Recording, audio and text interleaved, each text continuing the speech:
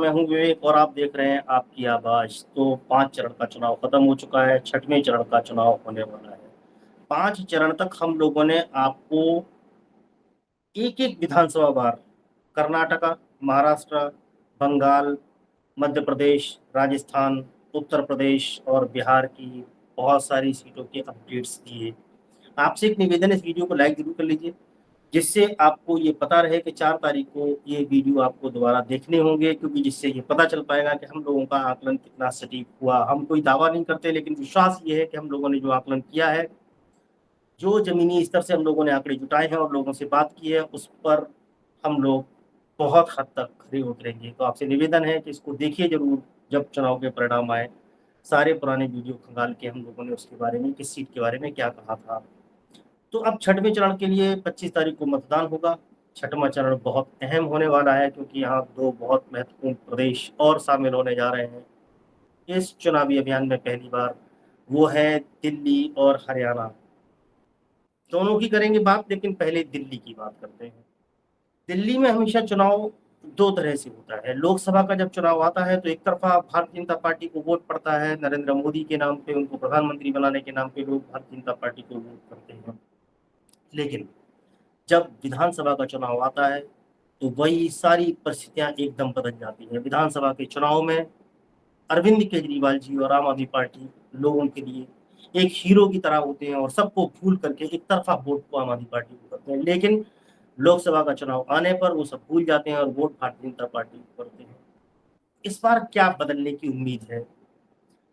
तो मैं आपको बता दूं कि इस समय जो कैंपेन चल रहा है उसका माहौल बड़ा अजीबोगरीब है। पहले अरविंद केजरीवाल जी को जेल भेजा गया एक तथाकथित शराब घोटाले में। तथाकथित मैं इसलिए बोल रहा हूँ कि उसके अभी तक कोई सबूत नहीं मिले हैं और कोर्ट में ईडी केवल कहानियों के आधार पर उनको जेल में रखना चाहती है। सुप्रीम कोर्ट से कई बार फटकार खाने के बाद ईडी के जो वकील हैं एएसजी बीएस राजू, बार बार वो किसी तरह से टाइम खरीदना चाहते हैं, टाइम परचेज करना चाहते हैं कोर्ट का, कि जिससे ज्यादा देर तक अरविंद केजरीवाल जी को जेल में रखा जाए और इस लोकसभा के चुनाव के प्रचार से उनको दूर रखा जाए। लेकिन माननीय सुप्रीम कोर्ट ने बड़ी तल्ख टिप्पणियां करते हुए ईडी के खिलाफ अरविंद केजरीवाल जी को अग्रिम जमानत दी है, इंटरिम बेल दी है उनको चुनाव प्रचार के लिए। 1 जून तक की उनको जेल बेल मिली हुई है, 2 जून को उनको फिर वापस जेल में जाना पड़ेगा। वो बाद का मामला है, उस पर हम लोग डिस्कस करेंगे आखिर पूरा मसला है क्या।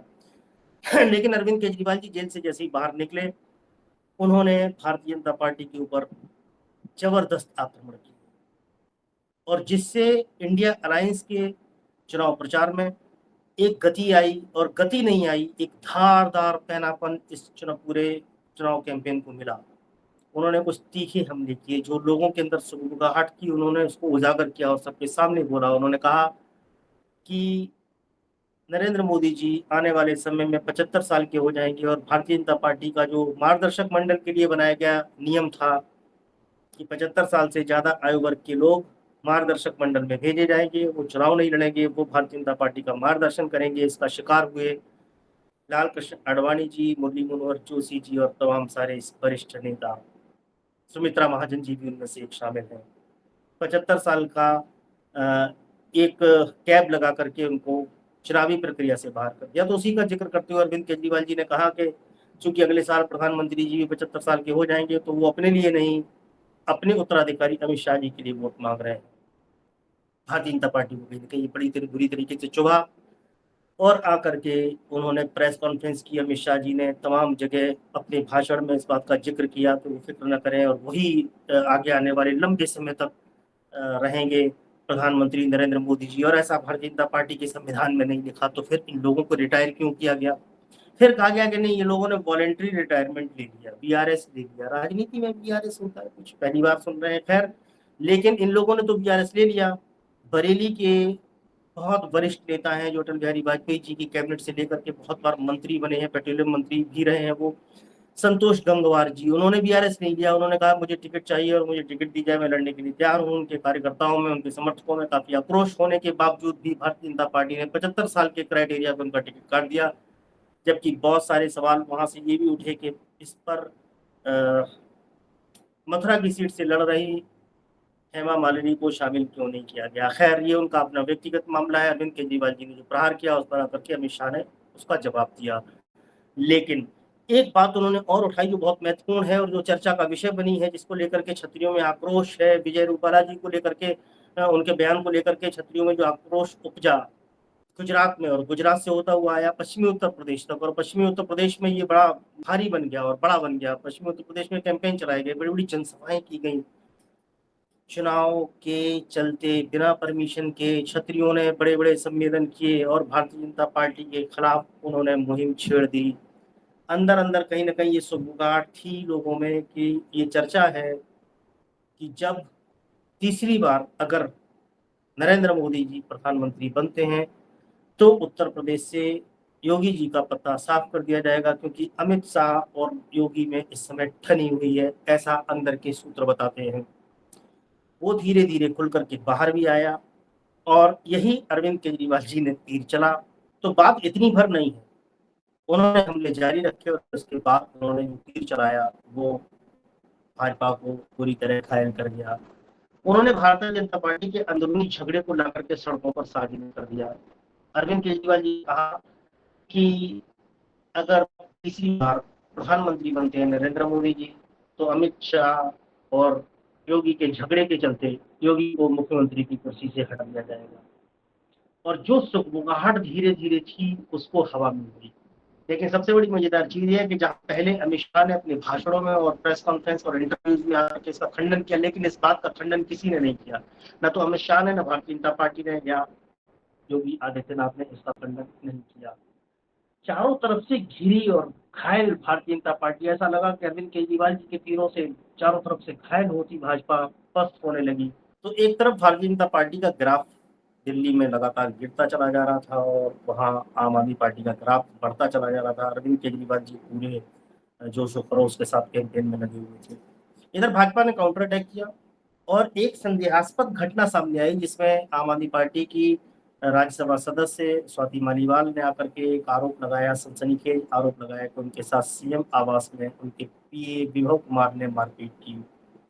पहले कहा गया कि सीएम की मौजूदगी में उन्होंने मारपीट की, उसके बाद फिर वो बयान बदल गया कि वो विभव कुमार ने मारपीट की, और फिर वो चली गई बिना एफआईआर कराए। 3 दिन के बाद वो एफआईआर कराने आती है। और इसमें भी तमाम सारी चीजें अलग अलग हैं। 2 वीडियो आ रहे हैं, एक उस समय के जिस समय वो सीएम आवास में है और पूरी एग्रेशन के साथ और पूरे आक्रामकता के साथ वो बात कर रही है सिक्योरिटी गार्ड से और उनको धमका भी रही हैं साथ साथ। और कहीं से ऐसा नहीं लग रहा कि उनके साथ कोई मिसहैपनिंग या कोई मारपीट या किसी तरह की कोई चीज हुई हो, क्योंकि न तो उनकी चाल से लग रहा है, न उनकी बातचीत से लग रहा है।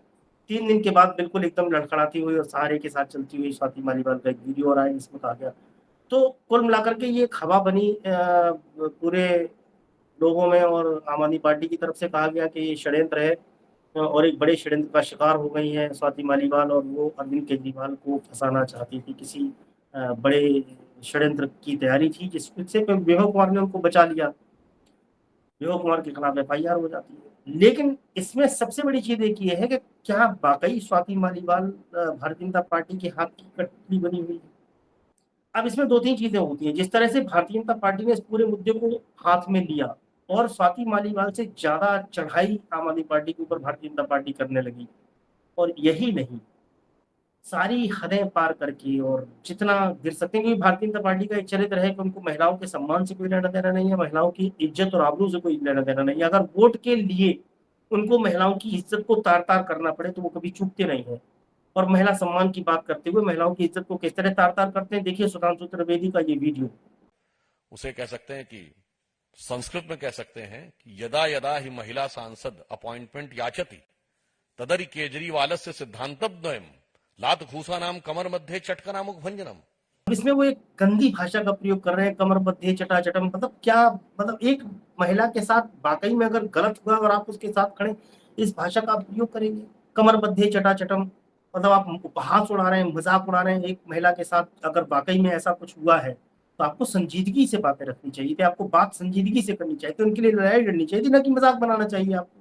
दूसरा, कितने ओछे और गिरे हुए स्तर के लोग हैं। ये कपिल मिश्रा जो कभी आम आदमी पार्टी में हुआ करता, गलतियां आम आदमी पार्टी से भी हुई है। किस तरह के लोगों को उन्होंने कभी परखा नहीं और बड़ा तवज्जो देकर के बड़ा बनाने का प्रयास किया। ये कपिल मिश्रा का ट्वीट देख लीजिए, इसका स्क्रीनशॉट है, जिसमें वो लिख रहा है कि छाती पर मारा, बटने फट गई, स्तन बाहर आ गए और स्तनों पर मारा, और पेट के नीचे, क्या अपनी बहन के लिए इस तरह के शब्दों का इस्तेमाल ये कर सकता है? अपनी बेटी के लिए सोच सकता है? लेकिन चूंकि मामला वोट का है, भारतीय जनता पार्टी कहीं भी कहीं हद तक जा सकती है। इस पर तो स्वाति मालीवाल को भी सोचना चाहिए कि शायद उस बहस मुबाहिसे में विभव कुमार ने जितना अपमान नहीं किया होगा, भारतीय जनता पार्टी ने उनकी इज्जत पूरे देश में तार तार कर दी। रोज प्रेस कॉन्फ्रेंसिस में इस तरह की बातें कर करके, इस तरह की जलील और गलीज बातें कर करके, जो किसी भी नारी के सम्मान के लिए ठीक नहीं है। ये दिल्ली की जनता भी देख रही होगी, कहीं ना कहीं ऑब्जर्व कर रही होगी। तो एक तरफ तो जहां लग रहा था अरविंद केजरीवाल जी के जेल जाने के बाद कि दिल्ली में चुनाव एक तरफा है और Bharatiya Janata party front foot पे है, लेकिन जेल जाने के बाद माहौल धीरे धीरे बदला। सहानुभूति अरविंद केजरीवाल जी के फेवर में आने लगी।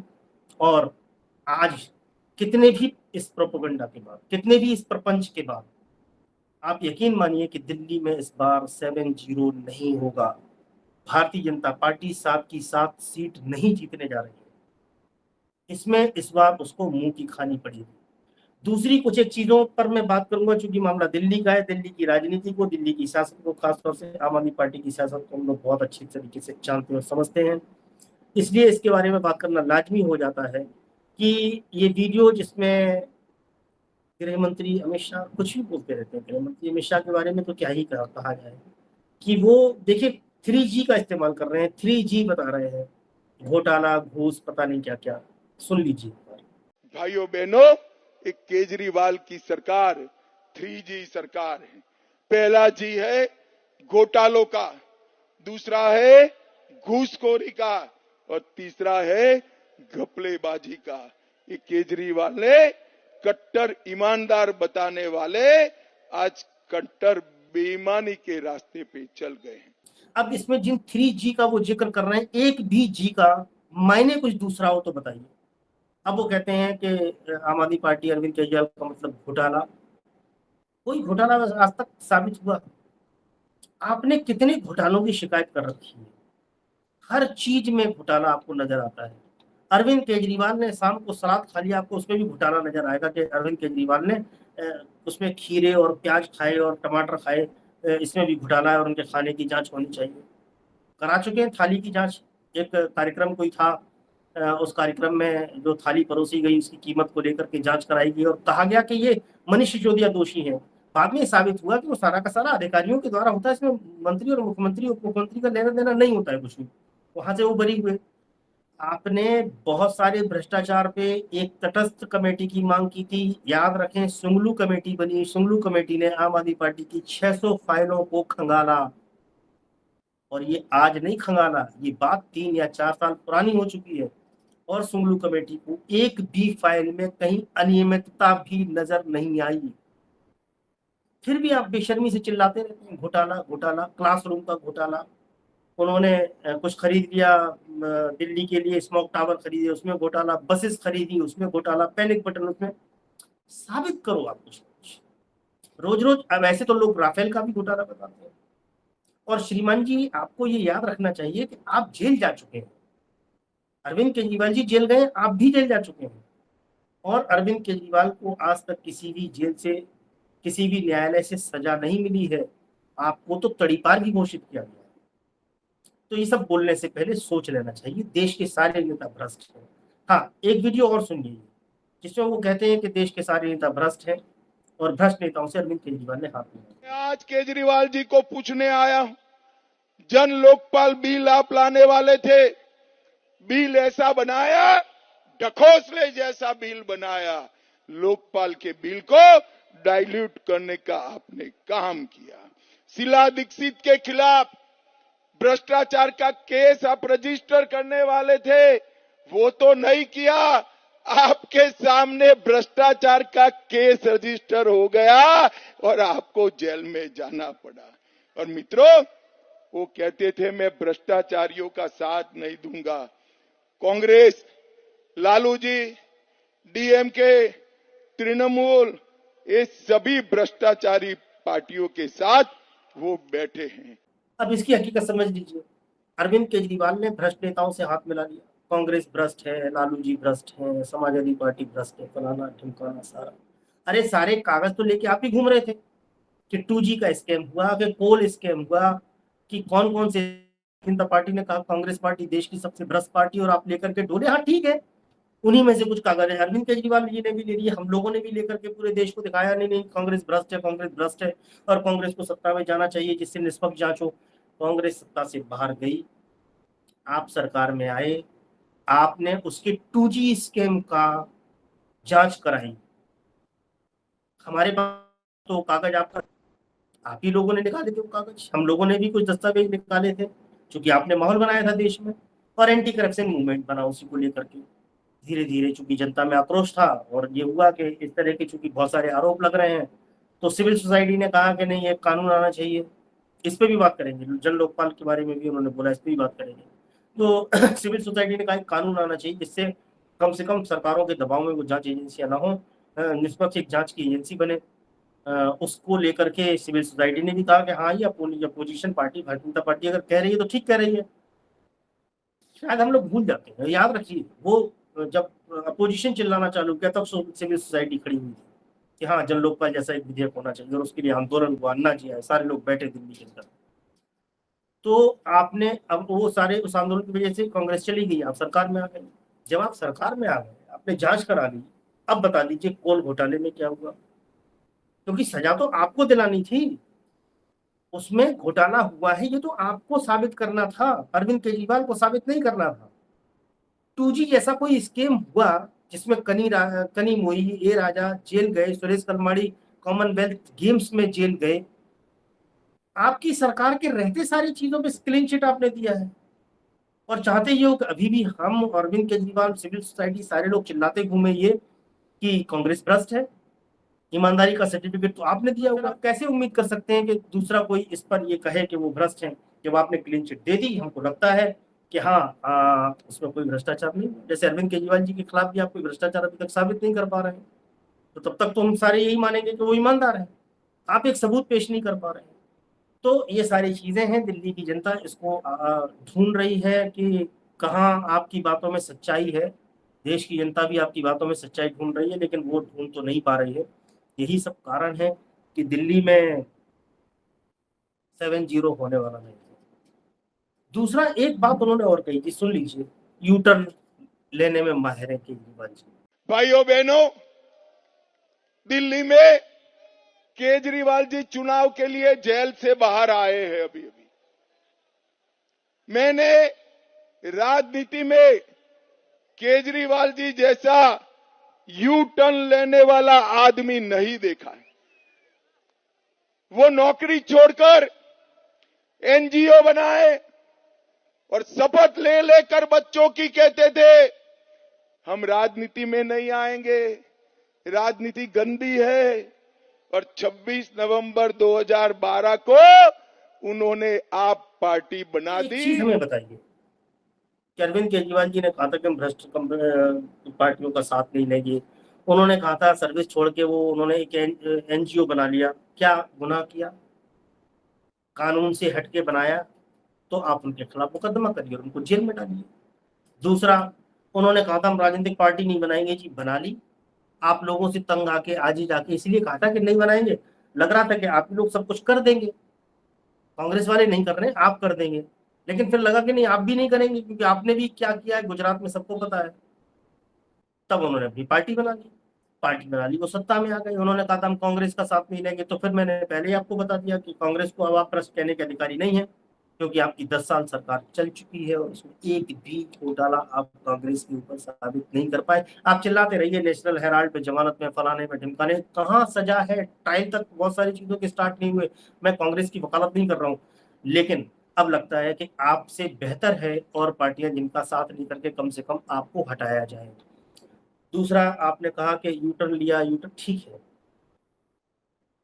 एक देश का मुख्यमंत्री, किसी प्रदेश का मुख्यमंत्री यू टर्न लेता है, अपनी हठधर्मिता को छोड़ता है, उसको लगता है कि जनता के हक में हमको ये करना चाहिए, उसके लिए अगर वो यू टर्न लेता है तो बुरा करता है, अच्छा करता है। अरविंद केजरीवाल जिसने दिल्ली के लोगों को 300 यूनिट बिजली मुफ्त दी, 400 यूनिट बिजली हाफ की, वो यू टर्न करने वाला मुख्यमंत्री अच्छा है कि गाजियाबाद और नोएडा में लोड शेडिंग के चलते और बिजली की कटिंग के चलते त्राहिमाम मचा हुआ है। वहीं दिल्ली में 24 घंटे लाइट आ रही है, बिना ट्रिप के लाइट आ रही है, कोई ट्रिपिंग नहीं हो रही। तो वो यूटर्न वाला मुख्यमंत्री अच्छा है, आपका वो मुख्यमंत्री अच्छा है जिसको आप हटाना चाहते हैं इलेक्शन के बाद। दिल्ली का वो मुख्यमंत्री अच्छा है कि जिसने 2015 में सरकार में आने के बाद दिल्ली के लोगों को मुफ्त बिजली और पानी की सुविधा दी, आज तक बरकरार है, किसी चुनाव के बाद उसने बदला नहीं। वो मुख्यमंत्री यूटर्न लेने वाला अच्छा है, या आपका वो मुख्यमंत्री अच्छा है उत्तराखंड का जिसने चुनाव के तीसरे दिन बिजली के दाम बढ़ा दिए? आप लोगों को अगर हमारी बात पर यकीन ना हो, आप गूगल कर लीजिए और आप जाकर के पता कर लीजिए। फिर भी अगर नहीं है तो कमेंट कर दीजिए, हम इसमें आपको वो सारी चीजें दे देंगे। तो मैं कोई वकालत नहीं कर रहा हूँ किसी की, मैं कोई पक्ष नहीं ले रहा हूँ। मेरा आक्रोश केवल इतना है, झूठ और दम्भ की और घमंड की राजनीति को इस देश से जाना चाहिए, लेकिन तय करना जनता के हाथ में है। मैं आज कहूँ कि दिल्ली में सातों की सातों सीटें आम आदमी पार्टी जीत रही है, ऐसा भी नहीं है, लेकिन याद रखिए कि सातों की सातों सीटें इस बार भारतीय जनता पार्टी भी नहीं जीत रही। आज के लिए इतना ही, अगले कार्यक्रम में करेंगे हरियाणा की बात, तब तक दीजिए मुझे आज्ञा। आज के लिए बस, नमस्कार।